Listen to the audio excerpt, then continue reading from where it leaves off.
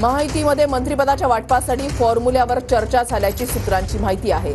6 ते 7 आमदारांच्या मागे एक मंत्रिपद मिळण्याची शक्यता सूत्रांकडून वर्तवण्यात आली आहे। भाजपच्या वाट्याला 22 ते 24 मंत्रिपद मिळण्याची शक्यता आहे, अशी सूत्रांची माहिती आहे। महायुतीमध्ये मंत्रिपदाच्या वाटपासाठी फॉर्म्युल्यावर चर्चा झाल्याची सूत्रांची माहिती आहे। अधिक माहिती जाणून घेणार आहोत विनायक डावरुंग आमचे प्रतिनिधी यांच्याकडून। विनायक,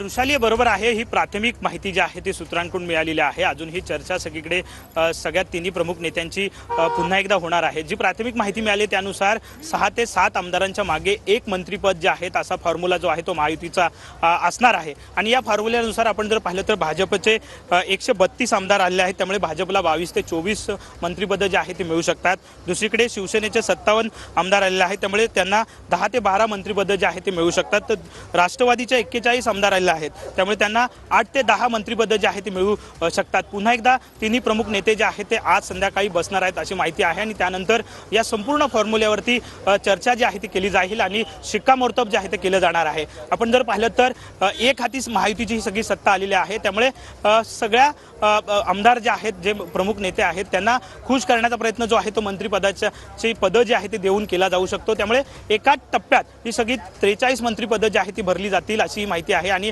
हा जो फॉर्म्युला आलेला आहे, या फॉर्म्युल्यानुसार 6 ते 7 आमदारांच्या मागे एक मंत्रिपद जे आहे असणार आहे, अशी हा एक फॉर्म्युला जो आहे तो प्राथमिकरित्या समोर आलेला आपल्याला पाहायला मिळतो आणि तशी सगळी चर्चा जी आहे ती सध्या सुरू आहे। रुशाली, नक्कीच धन्यवाद विनायक दिलेल्या सविस्तर माहितीसाठी।